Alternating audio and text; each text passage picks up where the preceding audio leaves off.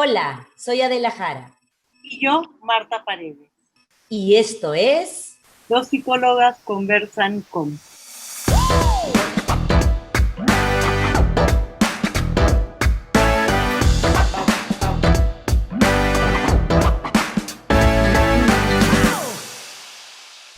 Hoy día tenemos la suerte de contar con la presencia de Max Lazo. Max es médico cirujano con especialidad en urología por la Universidad Nacional Mayor de San Marcos. Es médico asistente del servicio de urología del Hospital Central de la Fuerza Aérea del Perú y ejerce su práctica privada en la clínica Concebir. A lo largo de sus 32 años como urólogo, su carrera ha ido consolidándose dentro de su especialidad, así como hacia la medicina sexual y reproductiva. Hoy, Max es uno de los médicos más reconocidos dentro de su campo de acción profesional y por su estilo espontáneo, cercano y empático al abordar temas vinculados con la sexualidad humana. Max, muchas gracias por estar acá. No, Gracias, gracias, Mar. gracias a Gracias. ti, Marta, gracias a ti, Adela, por la invitación y darme la oportunidad de conversar estos temas. Qué bueno, qué bueno. Nosotros tenemos muchas preguntas que hemos recibido a lo largo de estos años en el consultorio y preguntas que seguro los pacientes te han hecho a ti. Por eso, tomando en cuenta que te hemos visto muchas veces en los medios televisivos y radiales y conocemos que tu estilo es abierto, flexible, espontáneo, usas mucho el humor, queremos saber si en tu vida personal, ¿cuál es tu concepto de la sexualidad? Más allá de todo lo que transmites, o es lo mismo que tú nos transmites cuando estás en los medios de comunicación. Tu estilo frente a la sexualidad, ¿cómo es? Claro, trato de que el paciente, en cierto modo, porque viene lógicamente triste, acongojado, ¿no? Porque la sexualidad, digan o no, si es importante, indudablemente que sí, en una pareja, ¿no? Pero trato de que él, en cierto modo, sienta aliviado estos problemas que tiene para decirle que él no es el único que lo padece, ¿no? O sea, es algo bastante común, lo que pasa es que mucha gente no lo dice, entonces trato de hacer la consulta de una manera un poquito desenfadada, y enfoco al comienzo, sí, lógicamente la parte seria, que es lo que tiene todo, ¿no? Pero después, cuando uno comienza a hablar de cómo enfocar la sexualidad, trato de tocarle algunos puntos jocosos, ¿no? Porque si bien la sexualidad es algo serio, siempre se presta a, ¿qué le puedo decir? A cosas un poquito chistosas, pero no, lógicamente no hacer una consulta, una broma, pero sí soltarle un poquito al paciente para que también se sienta en comodidad y pueda soltar toda su sexualidad, ¿no? Porque muchas veces el hombre con otro hombre no quiere quedar mal, ¿no? Yo siempre le digo, yo no soy un sacerdote, o sea, yo no te voy a mandar a rezar un Padre Nuestro, una Ave María, un Gloria, por algo que tú me digas que aparentemente esté mal para la sociedad o esté reñido contra la moral. No, lógicamente Dios ya lo juzgará, ¿no? Pero yo voy a tratar de ayudarte o voy a tratar de ayudarlo dependiendo si le hablo de usted o tú. Aunque trato de hablarle siempre de usted, así sean jóvenes, así sean jóvenes, trato de hablar de usted, pero sí, fuera de usted, trato de que, en cierto modo, se sientan cómodos conmigo y decirle de que soy un médico que voy a tratar de ayudarlos, voy a ayudarlos, y no un sacerdote que va a estar reñido, porque a veces el paciente se puede sentir un poquito tímido por algo que me quiera contar y a lo mejor esté reñido contra la moral, contra lo social, quizás, ¿no? Excelente, Max. Entonces el humor es un recurso profesional. Nosotros en psicoterapia utilizamos el humor también como un recurso de intervención porque de alguna manera, como estás diciendo tú, ayuda a que los pacientes descatastroficen, ¿no? O sea, le quiten esa carga de contenido, de juicio de valor en sus propias situaciones que tienen que traer a consulta. Queda claro que es un recurso terapéutico entonces también para ti en consulta. El humor es una característica, entonces es una competencia, es una competencia profesional, algo que solo tú usas en consulta para tratar estos temas de sexualidad que son tan complicados y tan difíciles porque finalmente es tu intimidad la que compartes con el profesional, o también es algo de tu propia característica personal. No, o sea, yo creo que en la vida diaria trato de ser un poquito jocoso, ¿no? Aunque a veces también me ha metido en problemas porque hay gente que sí recibe la parte cómica con gracia, pero hay otros que no, a veces con cierta reserva, ¿no? Pero yo creo que por lo general, si uno trata de enfocar las cosas serias de una manera no tan seria, ¿no? Lógicamente puede en cierto modo aliviar en algo el problema del paciente y que se abra más a uno, ¿no? Y sobre todo saber cómo tocarlo, o sea, no hacer no reírnos del paciente, sino reírnos con el paciente, ¿no?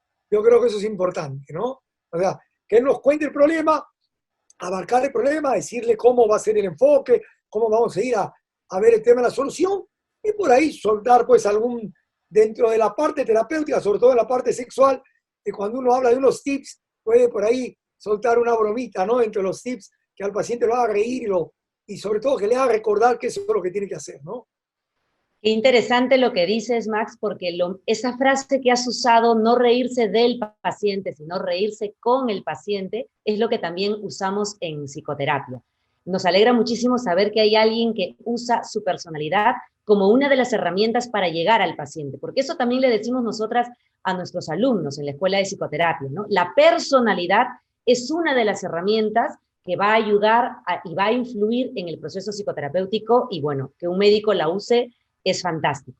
Por eso la siguiente pregunta es, ¿cuáles son los temas principales que ves en consulta?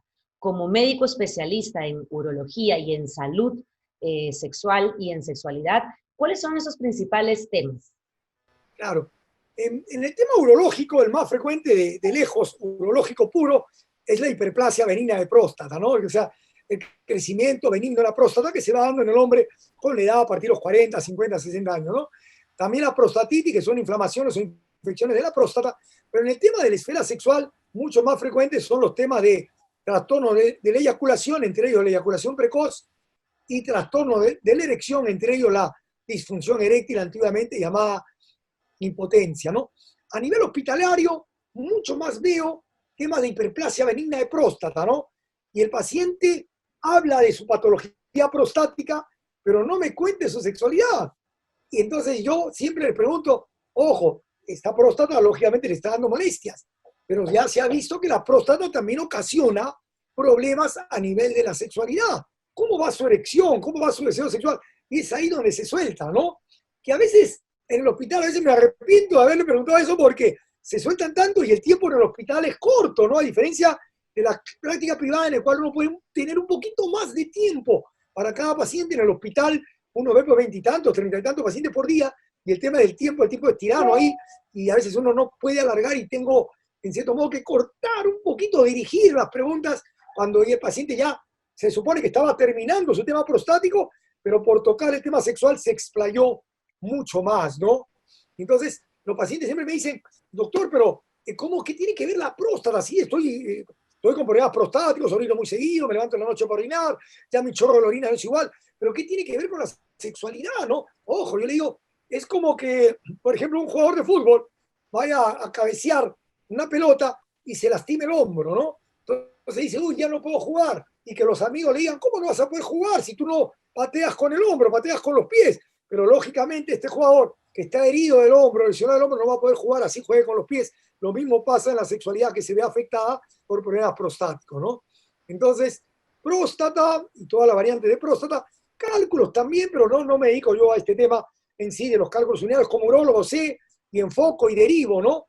Y derivo cáncer de próstata también, pero ni bien tiene el diagnóstico, lo derivo al urólogo oncólogo. Y en el tema sexual sí, eyaculación precoz y básicamente el tema de disfunción eréctil. Y mucho ahora dentro de la andrología también la infertilidad masculina, ¿no? Que hoy por hoy, probablemente por estrés, contaminación ambiental, alcohol, drogas, qué sé yo, está habiendo muchos más varones con problemas de infertilidad que antiguamente, ¿no? Absolutamente, Max, te escucho y he sentido de verdad alegría de darme cuenta de que existen profesionales que no solamente se interesan por tratar la patología del paciente, sino por enfocarse también en la vida integral. Creo que muchos de nosotros y los que nos están escuchando ahora hemos tenido experiencias con diferentes profesionales. Imaginemos la ginecología, en nuestro caso de la mía que somos mujeres. Muchos médicos se enfocan solamente en el problema que trae el paciente, pero son muy pocos los que te preguntan por otras consecuencias que trae ese problema, entre ellas si el problema que estás trayendo impacta tu vida íntima y sexual con tu pareja. Yo trabajo en psico-oncología y te puedo decir con certeza que muchos oncólogos no llegan a consultar y cómo te está yendo en tu intimidad con tu pareja. Estás teniendo relaciones, estás teniendo deseos sexuales, algo que está interfiriendo en tu vínculo con tu pareja después de la cirugía, después de la quimio. Muchos solo se enfocan ahí y creo que el aporte que tú estás haciendo en este momento no solo permite a los médicos y médicas que están viendo este espacio, sino a los pacientes permitirse tratar el tema con su médico tratante independientemente de la especialidad. Si el problema médico que estás trayendo a consulta piensas que puede estar impactado en tu vida sexual íntima, el médico está ahí para abordarlo. Y me encanta escuchar que tú como urólogo también te interesas por la vida sexual de tus pacientes. Y yendo hacia ahí, Max, gracias por eso me genera ilusión. Yendo hacia ahí me pongo a pensar cuál ha sido o cuáles han sido los mayores retos que has tenido tú o los casos que te han generado una demanda personal a nivel emocional y psicológico como Max, no solamente como médico, a lo largo de tu carrera y tu especialización en medicina sexual. ¿Dirías tú que han habido casos o algún especial que recuerdes que digas, esto fue un caso muy, muy demandante a nivel emocional mío que me generó un reto especial en mi vida profesional? Sí, Marta, por ejemplo, ahora que tú lo has mencionado muy claramente, ¿no? Hay oncólogos, urólogos, oncólogos, cirujanos oncólogos, excelentes profesionales, yo me quito el sombrero y los admiro, pero a veces no le dicen a un joven, a un muchachito, que a lo mejor llega, ¿no? Con su mamá y que le diagnostican probablemente un cáncer de testículo, ¿no? Y que lógicamente ellos ponen en la balanza, lógicamente la vida, y lo operan y salvó, ¿no? Y salvó la vida, todo bien, el paciente viene probablemente 10 años después, donde mí, ya no con la mamá, sino con la esposa, y con un problema serio de fertilidad, cuando probablemente el urólogo oncólogo, el oncólogo, le han podido decir, ¿sabes qué? Vamos a ir a una quimioterapia, una radioterapia, tienes un cáncer. Antes de esto, sería ideal que congeles el semen, ¿no? Entonces, a veces han sido operados, pueden quedar sin eyaculación, o reciben tras de eso quimio, radioterapia. No digo que esté mal, está excelente, el paciente está con vida, está vivo, pero después se vio seriamente afectada la fertilidad y a veces el urólogo oncólogo, el oncólogo, ni le mencionó que esto podría afectar la fertilidad, y lo ideal hubiera sido que antes congele el esperma, porque después vamos a tener nosotros problemas serios para poder recuperar espermatozoides tras un paciente que probablemente ya no eyacule por una cirugía, o la quimio, la radioterapia, que lamentablemente el testículo es muy sensible para este daño que puede producir la quimio o la radio, ¿no? O pacientes que de repente son operados de alguna cirugía abdominal y el cirujano no le advierte que tras esta cirugía, por ejemplo, un cáncer de colon, un problema a nivel de recto, que después de esta cirugía puede quedar por denervación de los plexos simpáticos o parasimpáticos, puede quedar sin eyaculación. Y a veces me vienen varones que vienen sin eyaculación, cuando lo ideal hubiera sido antes de la cirugía, aunque sea un día antes, congelar su esperma y después ir a la cirugía, que probablemente la quimio, la radioterapia, podían, de todos modos, el varón quedar con algo de espermatozoides, o que después de una cirugía quedara con algo de eyaculación, pero solo Dios lo sabe. Lo ideal hubiera sido congelar por si acaso el esperma antes, porque después va a ser, bueno, para el paciente difícil, porque en ese momento como muchacho a lo mejor no va a pensar mucho en porque más bien de muchachito, ellos me cuentan, doctor, no, de muchacho más bien yo no quería embarazar, pero ahora ya tiene una pareja fija, casado, conviviendo y quiere tener un hijo. Entonces lo importante de hablar de la preservación, la criopreservación de esperma en pacientes que después van a ser sometidos a cirugías, o a quimio o radioterapia por cáncer u otra patología que lamentablemente los va a dejar infértiles o más difícilmente fértiles.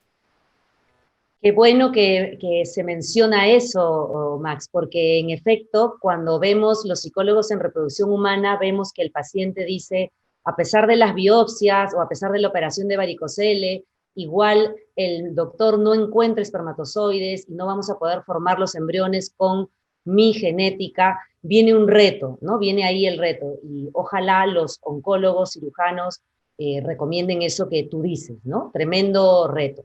Hablando ese tema de los diagnósticos que tú tienes que dar, ¿no? Y que de repente vas a tener que decir que van a ir, en el caso de donación de esperma, van a tener que ir a fecundación in vitro con ICSI o diagnóstico preimplantacional, todo lo que hagan las parejas para tener hijos. También hay otros diagnósticos que tú has dado y vas a seguir dando, como disfunción eréctil y lo que has mencionado anteriormente. En tu experiencia, ¿cómo suele reaccionar el paciente cuando le dices que, por ejemplo, no hay un problema fisiológico o relacionado con la atención médica, sino que tiene que ir ahora al psicólogo? O sea, no hemos encontrado nada médico. Entonces, usted tiene que ir a psicoterapia con un psicoterapeuta que vea el aspecto sexual, ahora que tiene eyaculación precoz, o ahora que tiene disfunción eréctil, o ahora que se va a tener que ir por un tratamiento con donación de esperma. ¿Cómo gestionas eso? ¿Cómo lo dices? ¿Y cómo lo toman tus pacientes? ¿Agradecen que felizmente no es nada médico, voy al psicólogo, o no, yo no iría al psicólogo de ninguna manera? Cuéntanos. Pues perdónenme ustedes, pero yo siempre digo a mi paciente, por ejemplo, de disfunción eréctil o de eyaculación precoz, yo le digo, yo prefiero que sea algo orgánico que algo psicológico. Perdónenme ustedes dos, pero digo así porque, ojo, el orgánico va a tener una solución mucho más fácil, ¿no? Si es por una prostatitis, un antibiótico, un antiinflamatorio, si es por problema de circulación, un facilitador de la erección, o que cambie su régimen higiénico-dietético, que deje de fumar, que haga ejercicio, que baje de peso, y sin necesidad de Viagra o Cialis o Levitra, va a mejorar su erección. ¿Me entendés? O sea, lo orgánico en estos casos es más fácil que lo psicológico. Siempre digo, ojalá que no sea psicológico.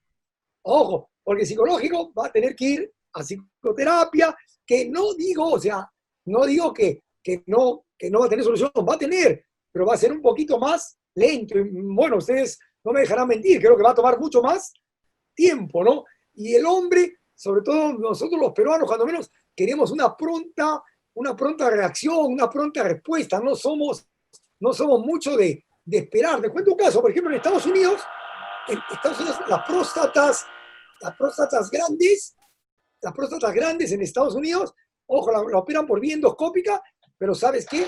Lo operan en 2, 3 tiempos, ¿no? El paciente vuelve y vuelve, pero el peruano quiere que en un solo tiempo le resuelvan el problema, ¿no? Entonces, sí les digo que la psicoterapia va a ayudar, pero que sí hubiera preferido que fuera algo orgánico para una pronta solución. Entonces, y en el tema de fertilidad, sí me he dado cuenta que la mujer es más fácil que acepte un gameto donado, en este caso un óvulo, que el hombre acepte un esperma donado. Ahí sí lo envío con mucha tranquilidad y seguridad donde ustedes. ¿Por qué? Porque sé que la psicoterapia de apoyo va a ser súper importante a un varón que se niega a aceptar un gameto, un espermatozoide donado, porque la mujer probablemente, yo creo que a lo mejor lo acepta también más fácilmente, bueno, por el deseo de maternidad, pero a la vez que al final, así sea un gameto donado, ella va a ser la que lleva al bebé, ¿no? Ella, póngase que, lógicamente, a su mismo útero, salvo que sea un útero subrogado, un vientre de alquiler, pero póngase que sea un óvulo donado, y al final lo lleve ella misma, el óvulo de su hermana, de su prima, de una desconocida que, lógicamente, ayudó, ¿no? Tenía compatibilidad con ella y ayudó a que pueda ser madre. Pero al final ella lleva a ese niño, ¿no? Entonces probablemente sea más fácil que acepte que el varón acepte un esperma. Ahí con el tema de esperma y espermodonación, sí me siento mucho más complacido de que la parte de psicoterapia me va a ayudar.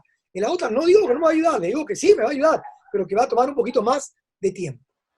No cabe duda, no cabe duda. Yo me pongo a pensar y digo, Max, o sea, si a mí me dice un médico que el problema vinculado a mi sexualidad se resuelve con un tratamiento de 7 días y un antibiótico, yo voy a decir, bien, se resuelve, ¿no? O con una inyección o con lo que sea. Pero claro, si mi problema de sexualidad involucra un diagnóstico un poco más grave, por supuesto, quizás voy a decir, ojalá hubiese sido algo psicógeno. Y no cabe duda también, como dije hace un ratito, que a ver, los orígenes psicológicos, emocionales de los problemas de sexualidad humana involucran el asumir una serie de responsabilidades, ¿no? Y el asumir la responsabilidad de tu sexualidad, de tus emociones, de cómo los gestionas, de cómo procesas la información de tus propias creencias relacionadas a la sexualidad, pues toma tiempo, ¿no? Toma un tiempo dependiendo de qué tan dispuesto estás tú a discutir y a reaprender lo que alguna vez te dijeron que era una verdad absoluta, ¿no? Así que a algunos les tomará meses, a otros inclusive, Adela no me va a dejar mentir, le puede tomar semanas. Todo depende de esta flexibilidad y apertura para poder debatir y discutir creencias y tomar conexión y tomar contacto con la realidad emocional y 2, con exponerse a la experiencia, ¿no? Y darse cuenta que efectivamente puede generar un cambio el pasar a la acción. Entonces yo me pongo a pensar, hablando del tema psicológico, la cantidad de creencias irracionales que hay en relación a la sexualidad, Max.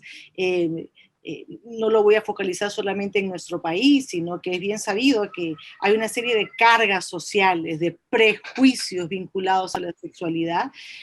Yo tengo 23 años como Adela haciendo psicoterapia, y he dictado a residentes en urología, he dictado a médicos, tengo a médicos en consulta, tengo amigos un montón, tengo alumnos y tengo amigas también, alumnas, y muchos de ellos, a pesar de sus experiencias profesionales y personales, cargan con una serie de creencias equivocadas, erradas sobre la sexualidad. Se me viene a la cabeza, ¿cuántas veces está bien hacer el amor en la semana, ¿no? O sea, una vez por semana, 2 veces al día, 3 veces al día, cuánto tiempo tiene que durar una erección para que sea un espacio de placer sano y bueno, ¿no?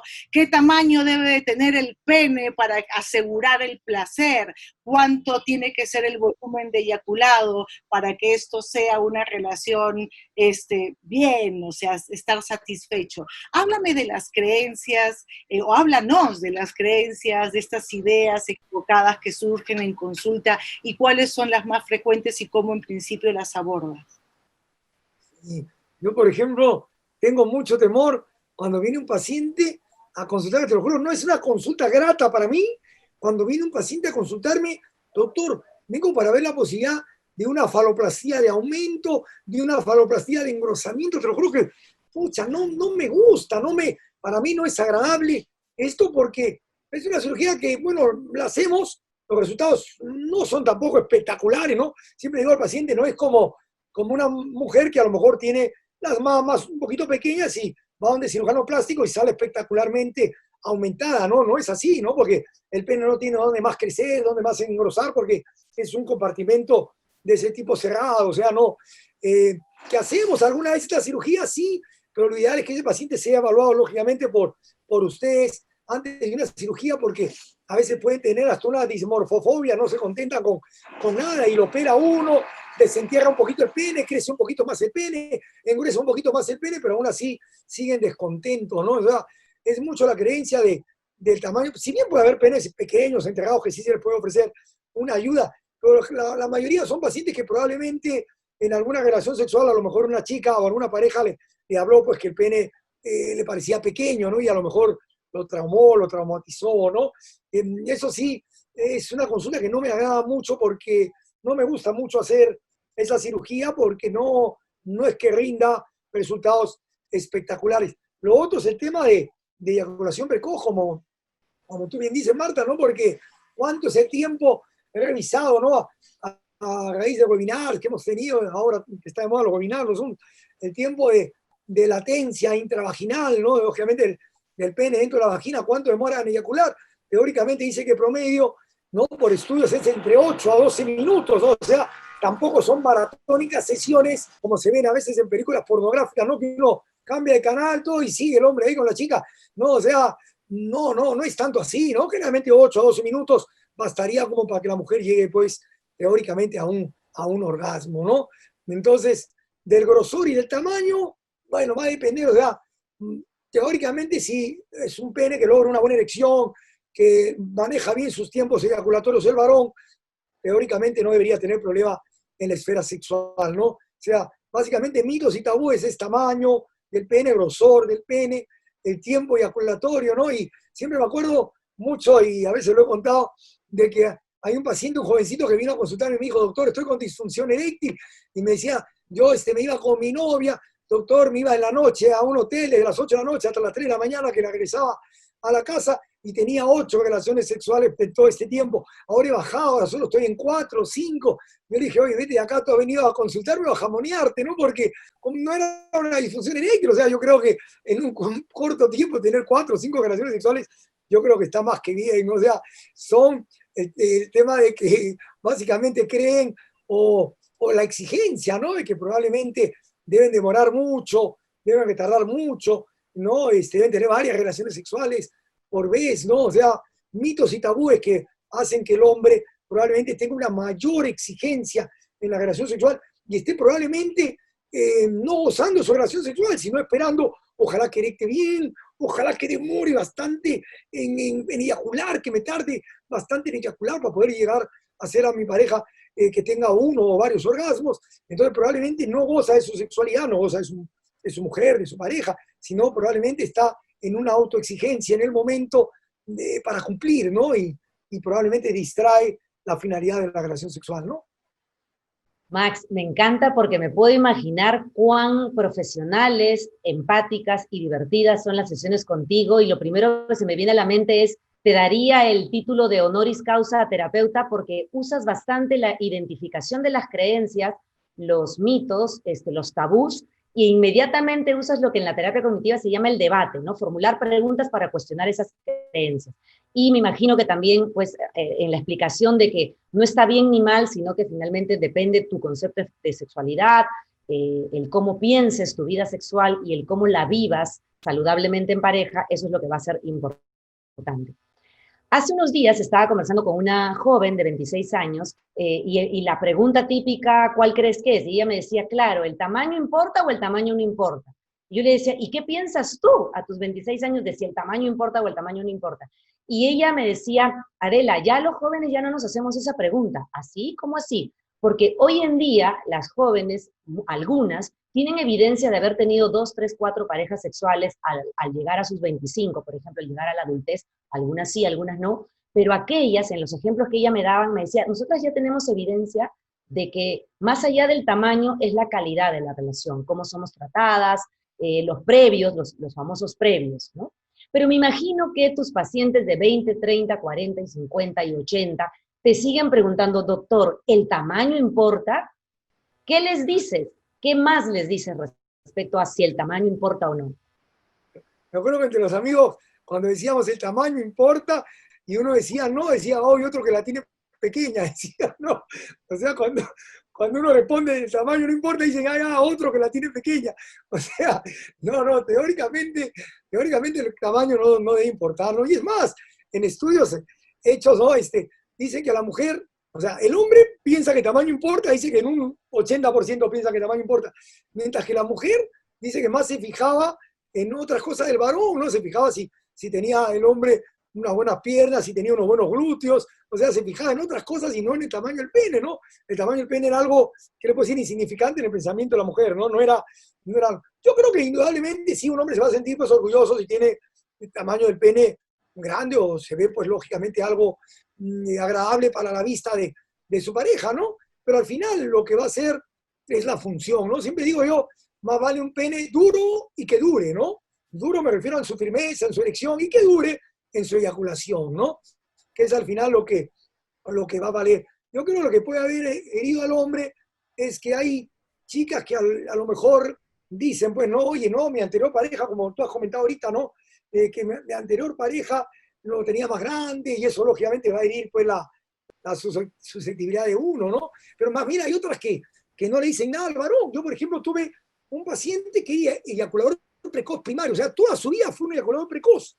Y recién viene conmigo a raíz de las primeras relaciones sexuales con su nueva pareja. O sea, él se divorció, se separó de su anterior pareja y la primera pareja no le dijo nada. No le dijo por qué se separaba, le dijo, no nos llevamos bien. No le dijo. Y apenas tuvo una segunda pareja, tuvieron 1, 2, 3 relaciones sexuales y ya le dijo, oye, hijito, hazte ver, papito, hazte ver porque eres un eyaculador precoz. Y o sea, él se dio cuenta y dijo, a lo mejor mi primera pareja me dejó y nunca me dijo que yo era un eyaculador precoz. Y él no tuvo conciencia de esto porque la chica, mientras hay otras que sí dicen, comparan con anteriores parejas y probablemente puede herir sus susceptibilidades, ¿no? Salvo que no digan, no, tú fuiste mejor que el otro, qué sé yo. Pero si nos dicen que al contrario, que no fuimos mejor que el otro, lógicamente hiere susceptibilidades. Entonces, por ahí va el tema, ¿no? Porque si al final ambos gozan de su sexualidad, ¿no? Lógicamente, y sobre todo que en el sexo ambos sean comunicativos, ¿no? Que el varón diga lo que quiere y que ella diga lo que quiere, ¿no? Lo que quieren hacer o lo que no quieren hacer, porque a lo mejor no les gusta dentro del acto sexual algo, ¿no? Del uno o del otro, que haya comunicación libre, y ahí la sexualidad va a ser más plena y más importante que el tamaño del pene en el varón, ¿no? Claro, porque hay mujeres que pueden querer solamente 2 minutos y la pasan súper bien en esa penetración y lo disfrutan, entonces nunca van a acusar al hombre de eyaculador precoz, porque finalmente el éxito de la sexualidad se mide por el estado de bienestar de la pareja que lo disfruta o no. Puede haber una eyaculación precoz que tiene una vida, un eyaculador precoz, además, según quién. Me imagino que hay una parte médica que tú tendrás en cuenta, pero según quién, porque cuando la pareja refiere que está feliz con su vida sexual, ¿quién mide los minutos? Las parejas que estamos felices no andamos midiendo 4 minutos o 16 minutos, ¿no? Interesante, claro, lo que dices. claro, en el tema de eyaculación precoz, sí, yo creo que, bueno, también en disfunción eréctil, ¿no? Pero eyaculación precoz un poquito más que juegan, ¿no? Indudablemente en disfunción eréctil también, pero más aún en eyaculación precoz juega un lugar importante la parte psicológica, ¿no? Porque generalmente son varones que vienen con una ansiedad del desempeño sexual, ¿no? El otro día tuve un paciente que, mírenme, en la consulta, no sé si me logran ver, o sea, el hombre estaba así, doctor, ¿pero por qué tengo esto? ¿Pero por qué? Ponía el pie arriba, la pierna abajo, doctor, ¿pero por qué tengo eyaculación precoz? Yo lo veía al hombre, pero desesperado, o sea, ¿cómo? Yo me preguntaba, ¿cómo no va a tener eyaculación precoz si era todo un rollo de ansiedad, ¿no? Y le dio un tratamiento y no le fue tan bien con ese tratamiento, ¿no? Entonces tuve que cambiar y decía, doctor, ¿pero por qué no me ayuda tan bien con ese tratamiento? O sea, quiere decir que estoy mal, o sea, no, le digo, pero ¿por qué no me ayuda de frente el tratamiento definitivo? No, es que uno tiene que probar porque se actúa a nivel, tuve que explicar, de serotonina, de dopamina, y hay que ver cuál le va mejor porque hay efectos colaterales. O sea, era un tipo muy ansioso, yo creo que, es más, ya venía hasta tomando antidepresivos porque dice que ya tenía un tratamiento, lógicamente, por psicólogo, por psiquiatra, o sea, tiene mucho que ver con ansiedad del desempeño sexual. No cabe la menor duda que las emociones están presentes en todo momento. Y ella lo que tú has dicho que quiero resaltar así, poner en negrita, la comunicación, ¿no? Es curioso cómo si estás en un espacio de intimidad, en un espacio de pareja, cómo la comunicación puede ser el eje crítico para que este tipo de dificultades se resuelvan en la habitación, ¿no? O sea, la comunicación es lo que hace que las parejas puedan lograr explicar sus expectativas, sus preferencias, lo que gusta, lo que no gusta, lo que se espera, lo que no se espera, y se evitaría tanta patología emocional, tanto trastorno de ansiedad. Te escucho y hablas con tanta naturalidad, con tanta tranquilidad y con tanta flexibilidad temas de sexualidad. Por supuesto, tienes la especialidad y trabajas en esto hace mucho tiempo, y las personas que trabajamos en el área, lo cierto es que la sexualidad forma parte de nuestro lenguaje muy natural, pero a la gran mayoría de gente no les pasa eso, la gran mayoría les cuesta mucho decir pene, decir vagina, o sea, les cuesta mucho hasta verbalizar el sexo, la palabra sexo, se sienten nerviosos, se sienten extraños, es como que exponerte de alguna manera, ¿no? Cuando es algo natural y hermoso del ser humano, ¿no? Y saber disfrutarlo de manera responsable, creo que es precisamente la parte crítica de este punto. Pero te voy a tener que decir que tengo una curiosidad enorme, hablando de comunicación y de apertura, de tu estilo y de nuestro también. Estoy pensando en tus hijas y estoy pensando en tus 3 hijas y pienso en las 2 mías, y tú sabes que José Antonio es mi esposo y también es urólogo, y digo, ¿ha sido Max el que le explicó a las chicas sobre sexualidad? ¿Tú, cómo le explicaste acerca del tema de la sexualidad a tus hijas? ¿Fuiste tú? ¿Fue tu esposa? ¿Cómo les has explicado a tus hijas tu carrera, tu especialidad? ¿Has hablado de ellas acerca de esto con esta flexibilidad y apertura, o es diferente del lado de tu casa la cosa? Bueno, yo creo que fue algo que se fue dando porque ellas a veces agarraban mi teléfono, ¿no? Para cualquier cosita, ¿no? La foto. Agarraban mi teléfono y de repente la foto que veían, pues, de un paciente que tenía cuidado. Y no, y como ustedes saben, el urólogo, pues, fundamentalmente, cirugía genital, ¿no? Una circuncisión, una prostetomía, el frenillo, habla de cirugía del escroto, o sea, veían penes, veían testículos. Y mi mujer decía, ¡ay, cómo tienes estas fotos acá! ¿Qué van a decir las chicas, no?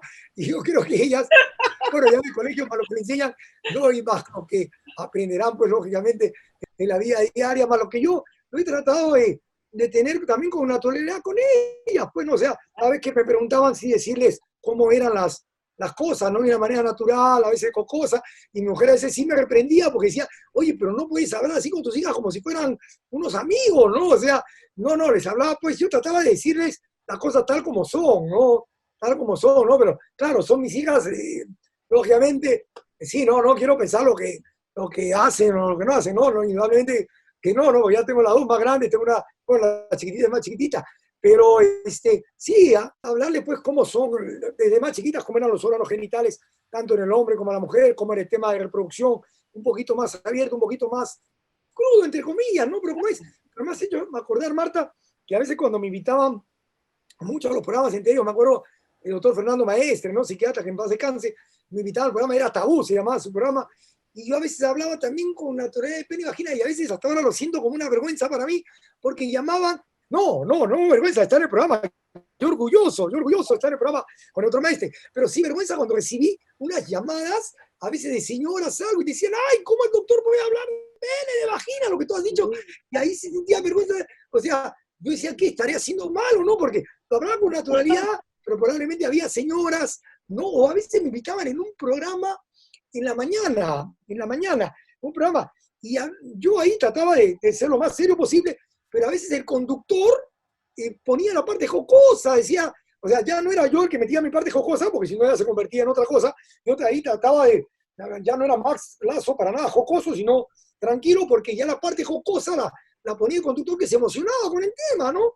O el conductor o la conductora, y yo tranquilo, pero de repente recibían una llamada de una señora que decía, ¿cómo es posible que el doctor hable de estos temas en horas de los escolares? Y a veces yo no sabía qué contestar y de repente el conductor decía, no señora, son las 11 de la mañana, el escolar esto debe estar en su colegio y no escuchando la radio, o sea, pero yo me sentía a veces un poquito corto porque, claro, tengo hijas, pero no estábamos diciendo nada grosero, estábamos tratando las cosas con naturalidad, ¿no?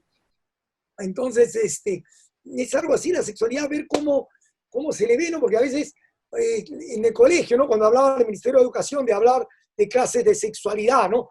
No me estoy metiendo con la identidad de género, no, sino con el tema de sexualidad anatómicamente.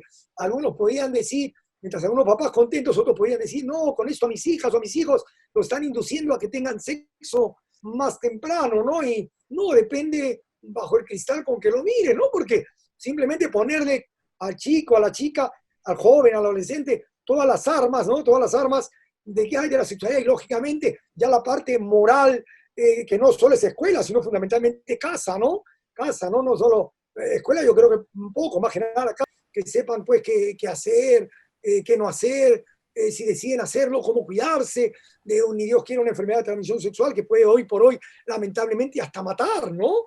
Hasta matar, o sea, un embarazo para una chica adolescente que yo creo que sería lo menos peligroso, que aún así es peligroso, ustedes lo saben, un embarazo adolescente es peligroso por el tema de que probablemente una chica no está preparada todavía la pelvis, anatomía, si le tiene muy temprana edad para ser madre, ¿no? Pero yo creo que aún así es lo menos peligroso que comparado con una enfermedad tipo hepatitis B o hepatitis C o el SIDA, el HIV, que pueden ser lamentablemente mortales, ¿no?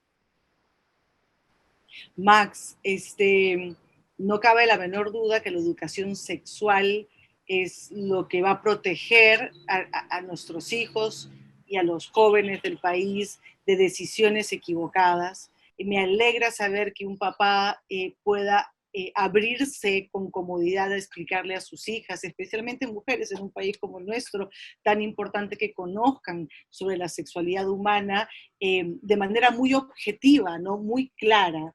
De qué se trata esto, porque lo cierto es que nosotros tres sabemos, y muy probablemente la gran mayoría de personas que nos van a escuchar, es que si es que tú no los dices, los chicos se van a enterar, ¿no? Van a buscar la forma de conocer, el cerebro humano busca entender lo que pasa. Es un recurso, es una habilidad natural, viene seteado en nuestro cerebro. El cerebro humano busca la forma de entender y conocer para poder procesar. Y si en la casa no le enseñas, si en la casa no le explicas de manera objetiva de qué se trata la sexualidad, pues van a buscar la forma de conocerlo.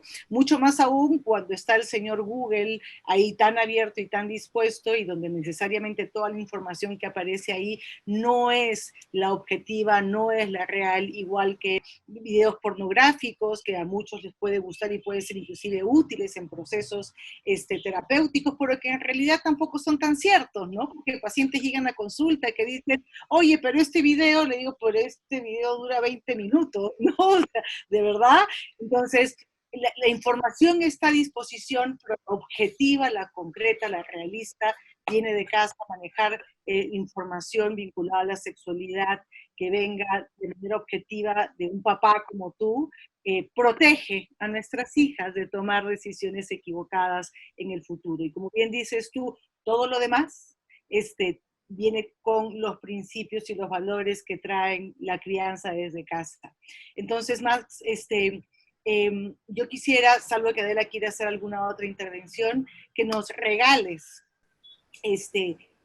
3 pautas, 3 recomendaciones, 3 sugerencias que podrías compartir, no solamente con los hombres, que les hace falta buscar ayuda en un especialista en medicina sexual como tú, sino a las mujeres que buscan que sus parejas vayan a buscar una orientación, una atención médica en especialistas en medicina sexual como tú, que los pueda ayudar a acercarse, porque yo me imagino que deben haber muchas necesidades que por la vergüenza, que por los tabús, que por estas creencias que hemos mencionado, no terminan yendo a donde ustedes a buscar ayuda que puede tener solución. ¿Qué pautas, qué recomendaciones, qué sugerencias les alcanzarías a ellos para que este acceso sea menos difícil hacia ti? Y lo que tú quieras agregar, por supuesto. Claro que si uno de los dos reconoce, por nosotros, urólogos que vemos fundamentalmente varones, ¿no? Por ejemplo, si en este caso la mujer reconoce que ha bajado la erección en el varón, en su pareja, que probablemente ya no la toca mucho, que ya no la busca, que ha perdido un poquito el deseo, o que note que tiene una eyaculación precoz, simplemente se lo diga y que le diga, vamos a buscar, o sea, sin ofender, lógicamente, que vayan a buscar una ayuda terapéutica, ¿no? Y lo ideal es que vayan los dos, ¿no? Yo me siento a veces un poquito, sobre todo en infertilidad, por ejemplo, en infertilidad, me siento un poquito huérfano cuando viene solo el varón, porque a mí me gusta explico la espermatogénesis, pum, pam, pam, pero cuando viene solo el varón me siento como que, si bien yo no toco la fertilidad femenina, la toca el ginecólogo que es especialista en infertilidad, pero sí me gustaría que la chica escoja y también saber qué es lo que tiene ella para saber a dónde dirigimos al varón, ¿no? Porque ¿qué gano yo al varón poniendo la calidad espermática mucho mejor si a lo mejor igual tenían que ir probablemente a una fertilización in vitro porque la señora tenía las trompas obstruidas o una endometriosis? O sea, es importante saberlo de ella, pero también que ella escuche, y en sexualidad también, ¿no? Para que, lógicamente, los dos escuchen cuál es el tratamiento, cuál es el enfoque. El tema es que muchas veces el varón quiere decir cosas que ya no, que quiere que no escuche a su pareja, puede ser, ¿no? Pero en algún momento sí que estén los dos. Lo que sí no me siento muy cómodo cuando de repente entra un varón a la consulta y le digo, ¿viene por tema de fertilidad? Sí, su señora estaba afuera, pero ¿qué pase? No, doctor, no quiero que ella pase. O sea, si no la ha traído, bueno, yo le ofrezco otra consulta que venga con la señora, ¿no? Es más, esa otra consulta no la cobro, pero quiero que venga la señora para que escuche lo mismo que le he dicho a su esposo. Entonces sí sería importante que si tienen una pareja, que vayan los dos a enfocar el tema. Porque si bien el problema de infertilidad, por ejemplo, si es de nosotros, si el problema de disfunción eréctil es de nosotros los hombres, si el problema de eyaculación precoz es de nosotros los hombres, al final termina siendo un problema de pareja también, ¿no? Porque la mujer no va a concebir, la mujer no va a gozar de su sexualidad o por una mala elección de su esposo o de su pareja o por una eyaculación precoz de su pareja. O sea, al final el problema termina siendo de los dos, ¿no? Qué bueno que mencionas, Max, esto del factor femenino, factor masculino, factor mixto en infertilidad, y me ponía a pensar que ya grabaremos otro capítulo, ¿qué pasa cuando se aparecen 2 hombres, ¿no? Una pareja de 2 hombres. ¿Quién va a ser el que va a aportar el gen, el espermatozoide, para la formación de los embriones, para la transferencia embrionaria a una mujer que va a ser la que va a gestar a ese hijo de ambos, ¿no? Yo sé que son temas un poco más complejos. Me quedo con esto que mencionaste de que es más fácil cuando el diagnóstico es orgánico, cuando tú dices que una pastilla, un tratamiento dado por ti como médico va a tomar menos tiempo que un proceso psicoterapéutico, porque como bien dijo Marta, en efecto, ¿no? Yo ahí lo uno con lo que decía Einstein, es más fácil romper un átomo que romper un prejuicio. Entonces, para romper un prejuicio van a ser N sesiones. son muy pocos los que en 2 o 3 van a romper ese prejuicio, ¿no? Muchas gracias por haber estado en Dos Psicólogas Conversan Con. La verdad es que tu estilo es impresionante, me encanta que tengas esa facilidad de ser como un terapeuta. Me apena que en los hospitales no puedas tener todo ese tiempo que se necesitaría para ayudar al paciente con todas las herramientas que tú tienes, ¿no? Tu personalidad y tus conocimientos profesionales de tantas décadas de experiencia. Muchas gracias. No, gracias a ustedes por la invitación, ¿no? Gracias. Y no, o sea, caramba, tantas cosas que hay a hablar de esto y me ha gustado la manera tan simpática, o será porque ya las conozco, que me he sentido pues muy en casa, y si hay otro tema que tocar o quedó alguna cosa corta, yo encantado porque me ha gustado esta manera desenfadada de tocar las cosas, ¿no? Y siempre la sexualidad, como digo, o sea, por ejemplo, en las charlas yo he visto que a veces José Antonio Arrú, mi gran amigo, y otros colegas que trabajan en andrología ponen dentro de las charlas algunos slides jocosos, ¿no? Que a veces cuando yo lo pongo, mi señora me dice, no, pero ¿cómo vas a poner eso? Pero yo creo que sí, porque es algo que en cierto modo rompe un poquito ese al igual cuando va a la consulta el varón, ¿no? Van un poquito, ¿cómo le voy a contar en mi sexualidad a otro varón? Yo le digo, o sea, que no soy un amigo, porque un amigote a lo mejor, si alguien dice, oye, yo más lazo, le digo a un amigo, oye, hermano, me ha bajado mi erección, ¿no? Con la justa puedo una a la semana, estoy mal, y el otro en vez de ayudarme a lo mejor dice, oye, estás hasta el perno, estás hasta el quique, yo todos los días 3 al hilo, ¿no? Me dice algo así, a lo mejor me deja mal, ¿no? O sea, escucha, y a lo mejor es mentira, pues, ¿no? O sea, yo le digo que no soy un amigote, no soy un amigo, soy un profesional, tampoco soy un sacerdote, un cura que lo va a culpar, ¿no? Y simplemente es algo de que alguien puede meter una cosa jocosa hacia entre los famosos de este señor Goethe, el alemán Goethe decía, y a veces lo cito en alguna charla mía, que decía que de joven, él decía, Goethe decía, de joven tenía todos sus miembros flexibles, menos uno, refiriéndose al pene, ¿no? Y ahora de viejo tenía todos, sus miembros rígidos, menos uno, ¿no? O sea, hasta la gente que es famosa en el mundo toca la sexualidad con cierto modo jocoso, ¿no? O sea, yo creo que debe tocarse el tema y lógicamente que fuera lo jocoso solo para romper el hielo, ¿no? Lo jocoso solo para romper el hielo, porque el tema se va a tocar con mucha seriedad en el tema de fertilidad. Por ejemplo, el hombre siente muy herida con su sexualidad, con su fertilidad, porque vienen como a atacar, ¿no? Que el ginecólogo me ha dicho que estoy mal, doctor, ¿y cómo es posible? No, le digo, señor, usted puede ser buenísimo en la cama, y mi respeto, muy buena erección, buena eyaculación, puede ser buenísimo en la cama, pero tener un problema de fertilidad y no tiene nada que ver el uno con el otro, ¿no? O sea, simplemente romper un poquito ese hielo con el cual al comienzo viene el paciente, y al final yo creo que ya enfocado en el problema y saber que tiene muy probablemente una solución, va a hacer que este paciente salga del consultorio mucho más aliviado, ¿no? Totalmente, el humor no está vinculado a la seriedad, y el humor, como dijimos hace un ratito, Max, es una habilidad que claramente tú sabes utilizar para ayudar a que el paciente se sienta más cómodo hablando de su sexualidad en una sociedad donde la sexualidad te tapan la boca y hacen que te sientas avergonzado de ella. Tú eres un representante estrella de normalizar lo hermoso que es la sexualidad y hacer que hablar de ella no nos genere vergüenza. Y eso permite, Max, y te toca agradecértelo por eso, porque sin dudar tú ayudas a descatastrofizar, desmitificar, desprejuiciar el que hablemos de la sexualidad haciendo uso del humor.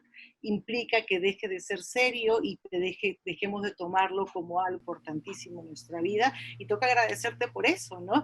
Y felicitarte porque nuevamente haces del uso de este recurso una herramienta terapéutica en tu consulta, y eso es lo que muchos profesionales deberían aprovechar en desarrollar, porque es una habilidad. Max, muchísimas gracias por tu tiempo. Te vamos a tomar la palabra para seguir hablando de esto que es tan importante, y que tengas un maravilloso fin de semana. Muchas gracias por la invitación a las dos. Gracias, Max. Gracias por esa habilidad psicoterapéutica también. Así es. Gracias, Max. Gracias.